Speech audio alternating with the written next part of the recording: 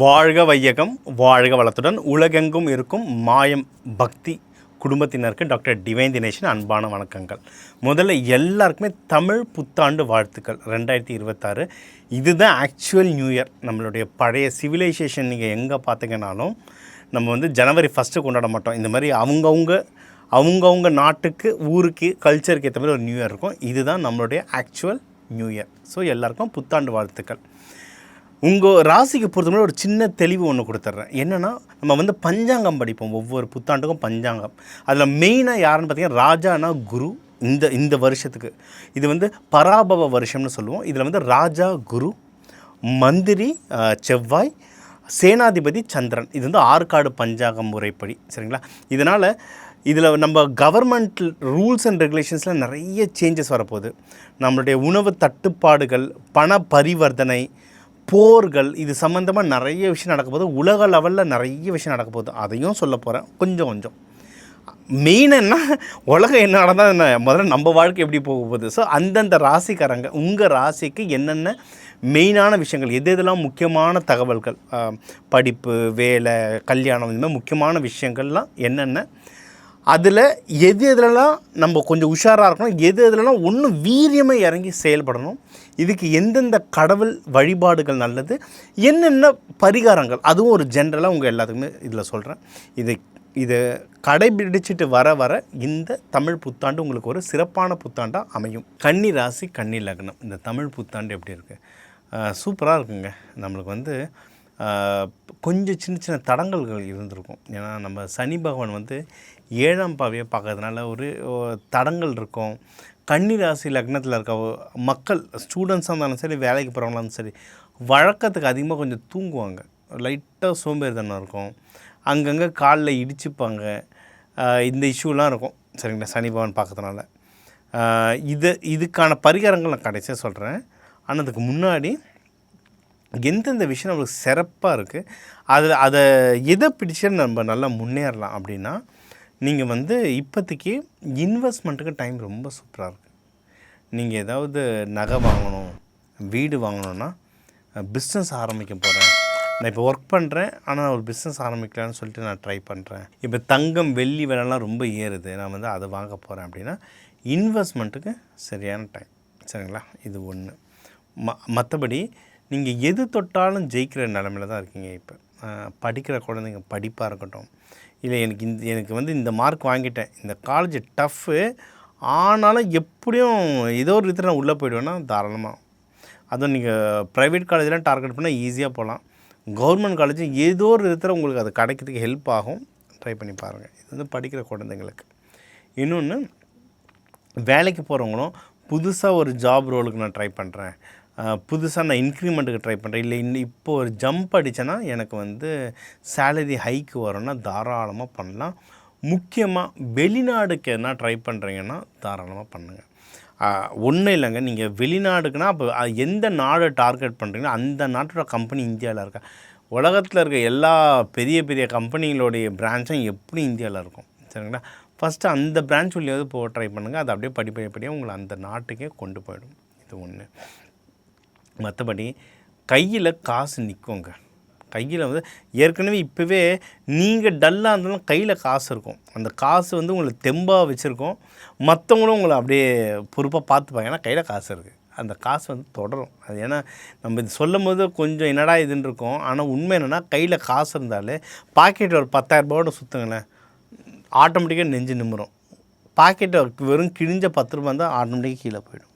பணம் அவ்வளோ மேஜிக் செய்யும். கையில் எப்போவுமே பணம் நடமாட்டம் இருக்கும். இந்த தமிழ் புத்தாண்டு உங்களுக்கு சிறப்பாக இருக்கும். இதை தாண்டி வேறு என்னென்னா, நீங்கள் வந்து ஏதாவது பிஸ்னஸ் ஆரம்பிக்க போகிறீங்க, இன்வெஸ்ட்மெண்ட் அதில் பண்ண போகிறீங்கன்னா தாராளமாக பண்ணி கொண்டு வரலாம். வெளிநாட்டுக்கு எக்ஸ்போர்ட்டு இம்போர்ட்லாம் பண்ண போகிறீங்கன்னாவும் அதுவும் நீங்கள் தாராளமாக பண்ணலாம். ஓகே சார், நான் எதில் சார் நான் ரொம்ப கவனமாக இருக்கணும் அப்படின்னு கேட்டிங்கன்னா, ஃபஸ்ட்டு உங்களுடைய திருமண வாழ்க்கை. நிறைய பேருக்கு கன்னி ராசி லக்னத்தில் இருக்கவங்க நிறைய பேருக்கு இப்போ கல்யாணம் லைட்டாக தடங்கலாகிட்ருக்கும்.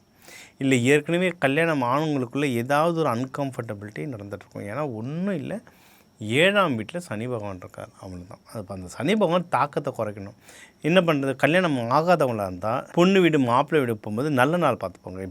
இப்போ உங்களுக்கு வந்து புதன்கிழமை ரொம்ப நல்லது. புதன்கிழமையில் புதன் ஹோரையில் போகிறது சிறப்பு. ஏன்னா பொண்ணு கிடைச்சாலும் புதன் கிடைக்காதுன்னு கன்னி ராசியில் இருக்கிறது புதன் வீடு. இந்த டைமில் போயிட்டு வாங்க. இது ஒன்று. அடுத்து நீங்கள் யாராவது லவ் பண்ணுறீங்கன்னா கன்னியில் நிறைய பேர் லவ் பண்ணுவாங்க. செட் ஆகுமா ஆகாதான்றது வேறு கேள்வி. சரிங்களா, அது வந்து உங்கள் ஜாதகம் பார்த்து தான் சொல்லணும். ஆனால் லவ்வு கண்டிப்பாக பண்ணுவாங்க கன்னி. இன்கேஸ் சார் நல்ல செட் ஆகிட்டு சூப்பராக போயிட்டுருக்கு சார்னா அப்படியே கல்யாணமாக மாற்றுறங்க, டைம் நல்லாயிருக்கும். ஓகேங்களா, இது ஒன்று. அடுத்து உடல் நிலையெல்லாம் கொஞ்சம் சீராகுங்க. உடல்நிலை கொஞ்சம் பெட்டர் ஆகும்.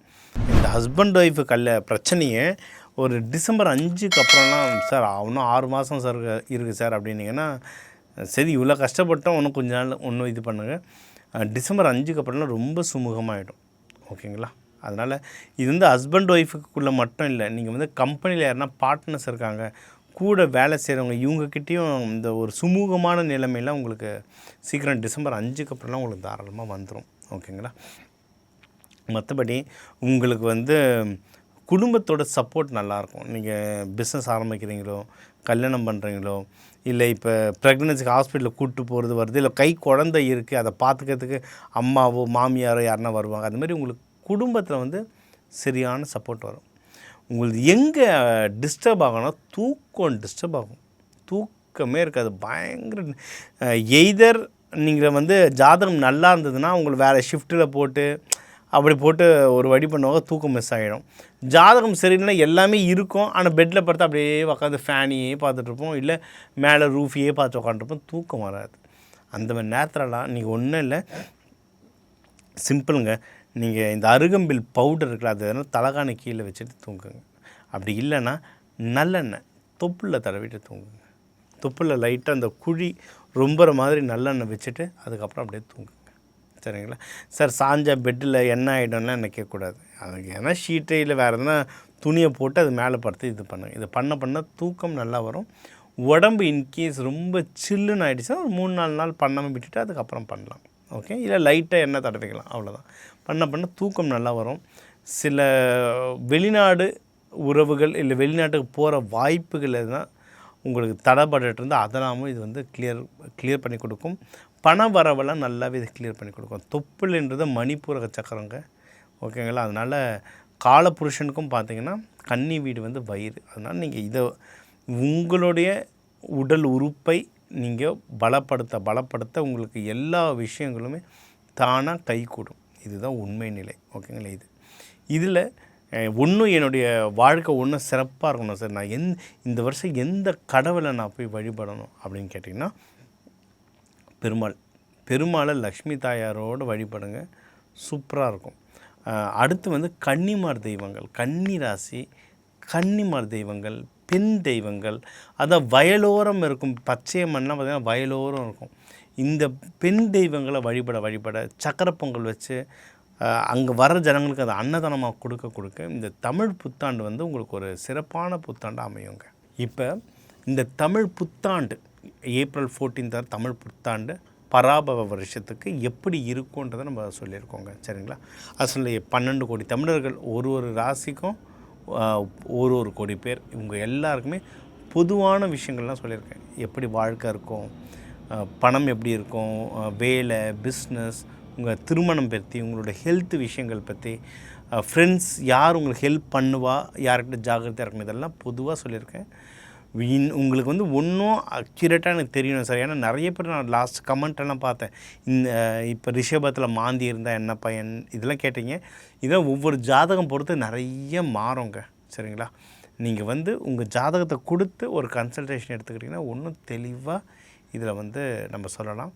இன்னொன்று, இப்போ அடுத்து நம்மளுடைய இன்டர்வியூஸ் பலன்களில் வந்து நான் கொஞ்சம் சயின்டிஃபிக்காக எடுத்துகிட்டு போகிறேன். சரியா, கோவில்கள் சாமிகளை தாண்டி இது கூடவே விதைகள், தானியங்கள், அதாவது உள்ளம் பெருங்கோயில் ஊனுடம்பே ஆலயம், இதுதான் நம்ம சித்தர்கள் சொன்னது. நம்ம கோவில் கலசத்திலே தானியங்கள் வைக்கிறோம். அப்போ அந்த தானியங்களை நம்ம உடம்பில் வச்சுக்கிட்டால் எப்படி நம்ம உடம்பையே கோவிலாக மாற்றுது. அது தானியங்கள் வச்ச பயிற்சிகள், கலர்ஸ், அரோமான்னு சொல்லணும். எதுக்கு ஆண்டவனுக்கு பூ போடுறோம், எதுக்கு வாசனையாக இருக்கிற பூவாக போடுறோம்? காகித பூவையும் போடலாம்ல, ஏன் மல்லிகை பூவாக போடுறோம்? ஏன் அந்த வாசனை எதுக்கு? துர்க்கைக்கு எதுக்கு நம்ம வந்து அரளிப்பூ போடுறோம்? இந்த மாதிரி இதெல்லாம் அரோமா தெரப்பியில் வரும். இந்த மாதிரி நிறைய விஷயங்கள் சயின்டிஃபிக்காகவும் ஸ்பிரிச்சுவலாகவும் கலந்து நிறைய பரிகாரங்கள் நம்ம சொல்ல போகிறோம். இதெல்லாம் கேட்டு ப்ராக்டிஸ் பண்ணி ரிசல்ட் எடுத்து கமெண்ட்டில் போடுங்க. உங்களுக்கு நிறைய டீட்டெயில்ஸ் வேணும்னா என்னை தாராளமாக காண்டாக்ட் பண்ணுங்கள். என்னால் என்ன முடியுமோ அதை நம்ம கன்சல்டேஷன் உங்களுக்கு கொடுக்கலாம். இந்த தமிழ் புத்தாண்டு உங்கள் எல்லாருக்கும் சிறப்பாக அமையறதுக்கு எல்லாம் வல்ல அண்ணாமலையாரையும் உண்ணாமலை தாயையும் வேண்டிக்கிட்டு உங்களிடம் வாழ்த்து பெறுவது உங்கள் டாக்டர் டிவைன் தினேஷ். வாழ்க வளத்துடன்.